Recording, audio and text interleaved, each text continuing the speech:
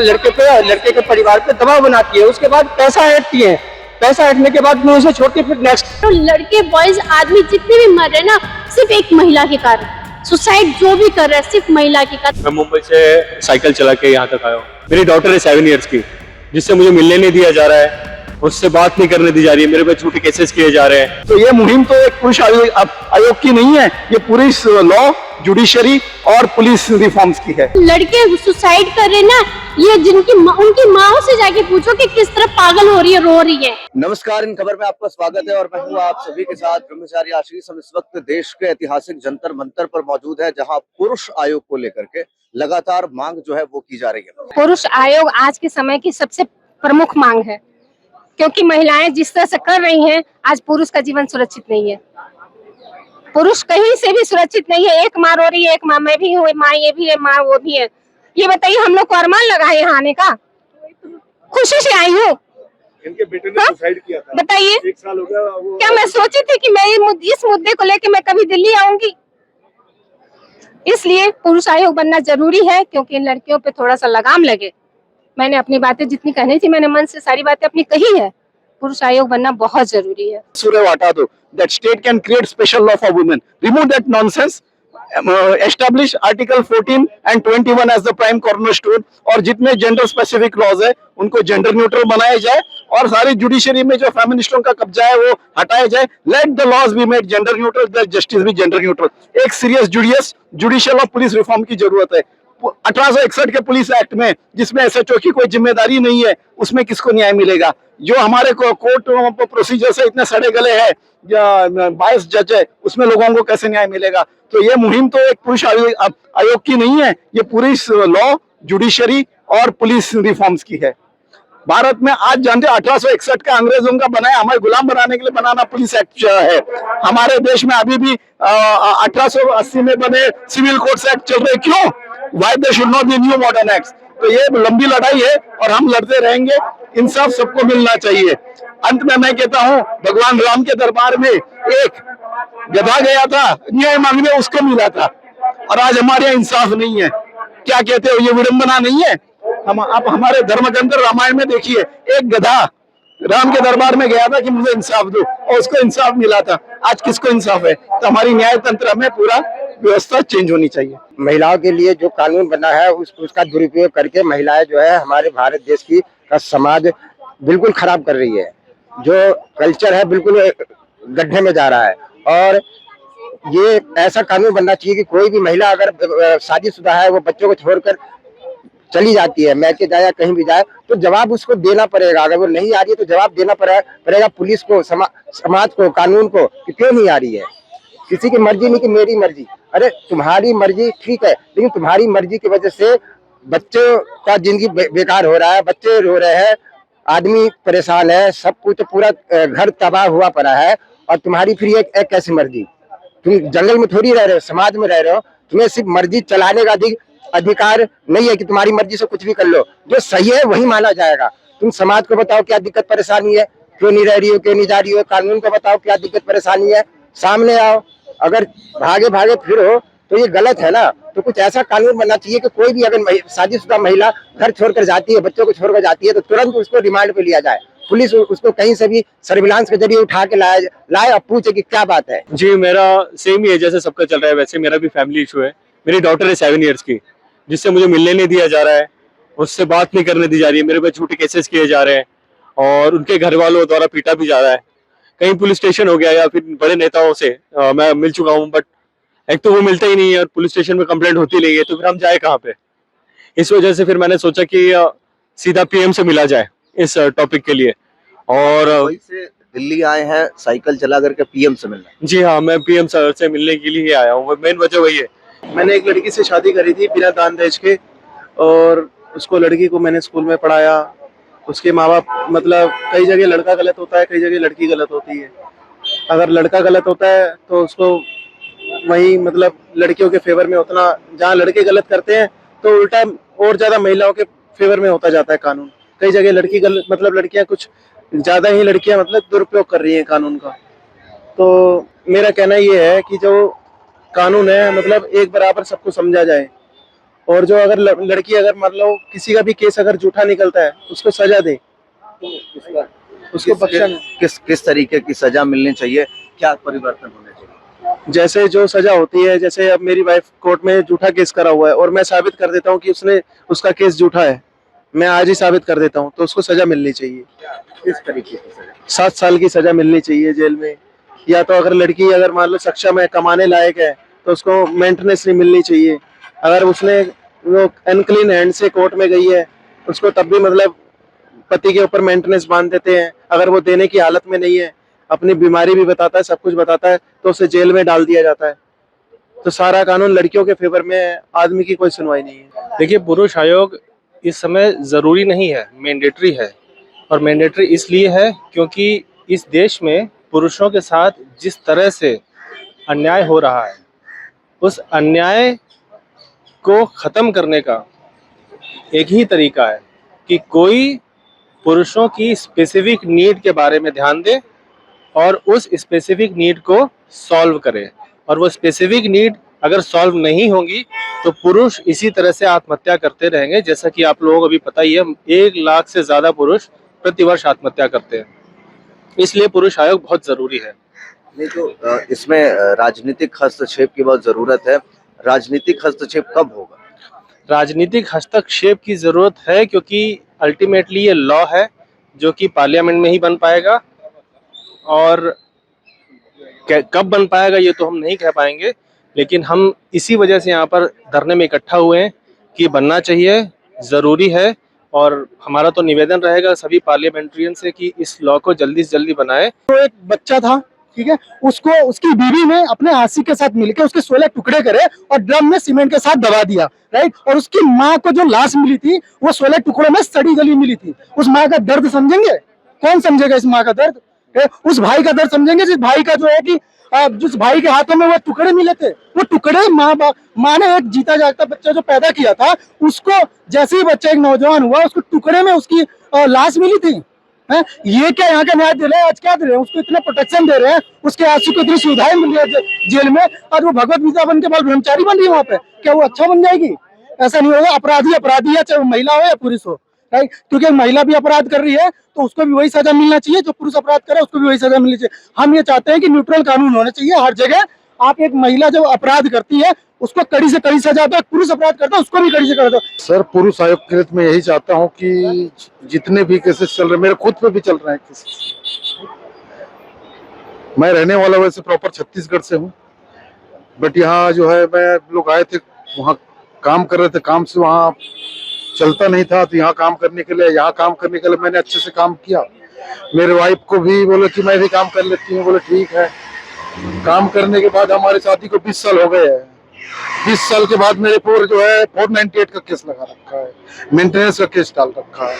अब उसको मैंने दुकान करवा दिया, कोर्स करवा दिया, और उसके बाद उसने ब्यूटी पार्लर की दुकान चलाने लगी। अब वो कहने लग गया कि मुझे तुम्हारी कोई जरूरत नहीं है। तो क्या समाधान है, क्या मांगे हैं सरकार से? मांगे यही है हमारे सरकार से कि जैसे महिला आयोग बनाए वैसे हमारे लिए पुरुष के लिए भी कोई आयोग बनाए। मेरी माँ है, मेरी 5 बहनें हैं, मेरी माँ है। वो महिला कानून की नज़र में और कानून की नज़र में, इंडियन लॉ की नज़र में ये महिला नहीं है। फर्स्ट बात तो ये है कि ये महिला नहीं है, ये पुरुष ही है। महिला कानून के बहुत खिलाफ है। मैं कहती हूँ कि इंडिया में जितनी भी लड़कियां ना आज महिला कानून जो है ना उसका बहुत दुरुपयोग कर रहे, बहुत ज्यादा इस कदर कर रही है ना कि इंसान आज लड़के जितने भी मर रहे, चाहे उसमें नशे में मर रहे, चाहे किसी भी उसमें जा रहे हो, लड़के बॉयज आदमी जितने भी मर रहे ना, सिर्फ एक महिला के कारण। सुसाइड जो भी कर रहा है सिर्फ महिला के कारण, लड़कियों के कारण, औरतों के जो भी हो रहा है। और सब खास तौर पे तो ये चीज हो रही है कि लड़कियां शादी कर रही है, एक पैशन बना रखा उन लोगों ने, शादी करो, आदमी को मारो, फिर दूसरी शादी करो, ये चीज हो रहा है। आज मेरे भाई के साथ में भी वही चीज हो रही है। इसको 3 साल से इतना जलील करा जा रहा है हम लोगों को। ये मुस्लिम इंडिया लॉ जो है अभी, ऑल इंडिया मुस्लिम, वहाँ पे इसको ये लोग कोर्ट में नहीं जा रहे। पहले उन लोगों ने एक लड़कियों को फंसाया, उसको रेप केस लगाया, रेप केस लगा के उस लड़की को जेल भेजा है, उससे 10 लाख रुपए लिए, उससे उन्होंने मकान खरीदा है, और फिर उसके बाद अब मेरे भाई को, उस भाई को भी अब वही कर रहे हैं। मस्जिद का इमाम भी शामिल है इस रंजिश में। ये ये लूट, मेरी तीनों सालियां जो ये धंधा करती हैं कि पहले प्यार के जाल में किसी को फंसाया लड़के को, ये डियर पार्क में जो बार पब क्लब है यहाँ पे पहले फंसाती है प्यार मोहब्बत के जाल में, उसके बाद शादी एविडेंस इकट्ठा करके वीडियो चैटिंग कॉल रिकॉर्डिंग वगैरह सब करके उसके बाद महिला डेस्क जो है मालवीय नगर थाने में, वहाँ एक पूजा मैडम है कोई ऑफिसर, महिला ऑफिसर, उनके जरिए दबाव बना करके जेल भेजने का वगैरह वगैरह केस मुकदमा करने का लड़के के परिवार पे दबाव बनाती है। उसके बाद पैसा ऐंठती है, पैसा ऐंठने के बाद फिर उसे छोड़ के फिर नेक्स्ट। मेरे साथ में मेरे पास 4 टैक्सियां थी, आज मैं जीरो हूँ। क्यों? मुझे 28 नवंबर 2021 से इतना प्रताड़ित जलीलाजी करा गया, किस लिए? मेरी 4 टैक्सियां देखी, मेरे भाई बहन हाई एजुकेशन पढ़ाई कर रहे हैं, वो खर्चा पे कर रहा हूँ, मेरे सारे भाई बहन हमेशा घूमते फिरते हैं, तो वो सब चीजें देख करके मेरी माँ को, मेरी बहन को पटा करके मेरी सास ने और साली ने शादी करवाई। शादी करवाने के बाद अब ये हालात है कि मेरे नाम पे, मैं 2021 में शादी हुई है, 2017 में मैंने गाड़ी बहन के नाम पे ले रखी है। तो उनको ये चीज हमारे, जो उन्होंने शादी करी कि घर है गाड़ी है, तो शादी करेंगे तो ये सारा चीज लड़की के नाम होगा, आ जाएगा, मिल जाएगा हमें। जब वो हमारे घर पे आई तो उनको पता चला सब कुछ तो उनके भाई बहनों के नाम पे है। इनके कितने होपफुल हैं इस तरीके के प्रदर्शन हो रहे हैं, कितने होपफुल हैं कि पुरुष आयोग अब बन जाएगा? हाँ, बन जाए। मैं तो चाहती हूँ कि ये कल छोड़ आज बन जाए। जो आज लड़के सुसाइड कर रहे ना, ये उनकी माओ से जाके पूछो कि किस तरह पागल हो रही है, रो रही है।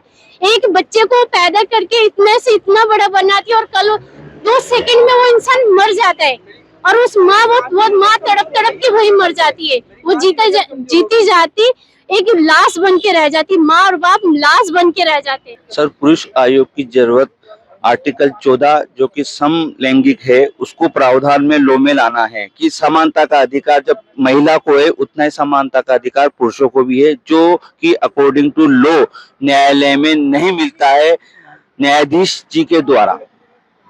इसके लिए हमारे भारतीय संविधान से निर्मित जो लॉ है उस लॉ में ही कुछ सीआरपीसी, सीपीसी और इंडियन एविडेंस एक्ट में कुछ सेक्शन है। अगर इसी लॉ को फॉलो अगर न्यायाधीश जी प्रथम संज्ञान की स्टेज पर ही ले लिया जाए तो पिटिशनर का दावा जो झूठा होगा वो उसी स्टेज पे ही आगे मूव नहीं कर पाएगा, नहीं वो ट्रायल पे जा पाएगा। इसमें कुछ प्रावधान है, जैसे इंडियन एविडेंस एक्ट का सेक्शन 101, 106, 165 जो पिटिशनर को बॉन्ड करते हैं कि burden of proof by petitioner and testimony of eye witness.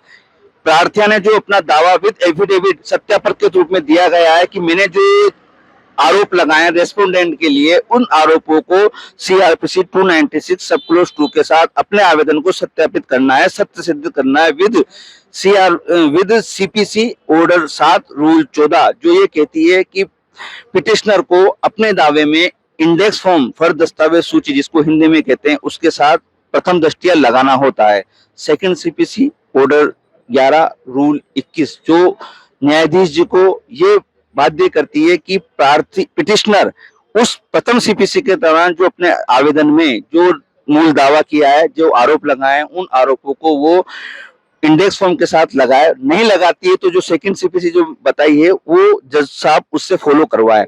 Then वो फॉलो नहीं करती है तो सीआरपीसी 349 जो ये कहती है कि जो जिसने पिटिशनर ने दावा किया है उस दावे को पिटिशनर विद एविडेंस के साथ न्यायालय में प्रस्तुत नहीं करती है तो उसको 7 डेज की प्रिमिली जेल जाना ही है, उस लॉ में लिखा है। उसके साथ साथ कुछ उसके समूह से पठित धाराएं जैसे 345 है वो है, उसके साथ और भी धाराएं, यदि वो सबूत तब तक नहीं देती या न्यायालय को गुमराह करती है, पिटिशनर गुमराह करता है तो उसको तब तक जेल में रखा जाएगा तब तक वो सबूत ना देवे या वो खुद माफी ना मांगे कि ये मैंने दावा झूठा प्रस्तुत किया है। इसके अकॉर्डिंग जो एक और है सीआरपीसी 421 का क्लोज 1 का ए और बी जो कि कोई भी पिटिशनर जब अपने भरण पोषण का दावा करता है, चाहे कोई भी एक पिता पुत्री से हो या बेटी अपने पिता से हो या पत्नी एक अपने पति से हो, कोई भी दावा करेगा तो उस दावे में सुप्रीम कोर्ट की गाइडलाइन जो 19% न्याय का एफिडेविट होता है उसको उस एफिडेविट को भरकर देना होता है, लेकिन पिटिशनर जो होता है उस एफिडेविट को सुप्रीम कोर्ट की गाइडलाइन का हनन करता है, वो देता ही नहीं है, और देता है तो उसको डिले टाइम बार करके देता है, क्योंकि उसमें ये साफ प्रावधान है कि जो भी दावा करेगा पिटिशनर भरण पोषण का, उसको उसी समय ही फर्स्ट डे ही उस एफिडेविट की गाइडलाइन को पूरा करके देना पड़ेगा। उसके बैंक स्टेटमेंट, 3 साल की स्टेटमेंट, उसके प्रार्थिया के पास क्या क्या लाइबिलिटीज है, क्या क्या उसके पास चल संपत्ति है, पीआर में उसका 2005 का जो एक्ट है कि पैतृक संपत्ति में भी उसका अधिकार है, शादी के बाद भी उसके अकॉर्डिंग भी उसको वहां पे उसमें एफिडेविट में शो करना होता है, लेकिन वो नहीं करती है। और रेस्पोंडेंट को 4 वीक का समय दिया गया है कि रेस्पोंडेंट उस पिटिशनर के एफिडेविट देने के बाद 4 वीक बाद उसको देगा, लेकिन ये चीज फॉलो नहीं की जाती है, न न्यायालय में की जाती है। न्यायाधीश जी खुद अभी ले लेंगे, आज ले लेंगे, कल ले लेंगे, या साल भर बाद लेते हैं। मेरे केस के अंदर पिटिशनर थे, मैंने डिवोर्स लगाया, डिवोर्स लगाने के बाद उसने HM चॉइस लगाया, HM चॉइस लगाने के बाद मैंने एफिडेविट की मांग की सुप्रीम कोर्ट की गाइडलाइन की, भाई जो एफिडेविट दिया उसको दिया जाए। जज साहब कहते हैं इसमें फॉलो नहीं किया जाता। मैंने कहा अगर नहीं किया जाता आप तो ऑर्डर शीट में लिख के दे दो कि नहीं किया जाता। उसके अकॉर्डिंग जब मैंने कंटेम्प्ट ऑफ सुप्रीम कोर्ट का एक काउंटर और 340 उस पर लगाई, तो 3 साल तक उस केस में जज साहब इंटरिम नहीं बांध सके। फर्स्ट जज साहब भी नहीं बांध सके, सेकंड जज साहब भी नहीं बांध सके, और उसको केस को डिस्पोज करना पड़ा, ये कहते हुए कि विपक्षी और वादी दोनों ही अदम पैरवी में नहीं आए, इस वजह से हमें खारिज करना पड़ा, क्योंकि उसमें 340 लगी हुई थी, 340 को जज साहब नहीं चलाना चाहते हैं। ठीक है, तो ये कानूनी दावपेच थे जो समझाने की कोशिश कर रहे थे, क्या मांगे हैं सर? देखिए हमारी मांग है जुडिशियल के अंदर जो कहना है आदमी जाता है, जैसे मान लीजिए आप हैं या मैं, कोई भी पीड़ित होता है सबसे पहले कहाँ जाएगा, पुलिस स्टेशन जाएगा या कोर्ट्स के अंदर जाएगा, तो उसको न्याय चाहिए। जब तक वहाँ पे ट्रांसपेरेंसी अकाउंटेबिलिटी नहीं आएगी, न्याय देना काम मेरा नहीं है, वकील काम नहीं है, न्याय का काम जज का है। ट्रांसपेरेंसी अकाउंटेबिलिटी के लिए वहाँ पे ऑडियो वीडियो रिकॉर्डिंग होनी चाहिए। आज हमारे साथ में अतुल सुभाष जी के भाई हैं, अगर जो इन्होंने अपने क्या नाम है केस के अंदर भुगता 42 से 50 डेट जितनी इन्होंने 1 साल के अंदर भुगती, अगर उस डेट की ऑडियो रिकॉर्डिंग कोर्ट की इनके पास होती तो इनको पता चल जाता है कि जस्टिस क्यों नहीं मिला। क्या अपोजिट पार्टी ने उनको जस्टिस नहीं दिया, या जज ने उनके साथ कुछ उनकी बात को सुना नहीं, समझा नहीं, या सुनने की कोशिश नहीं करी।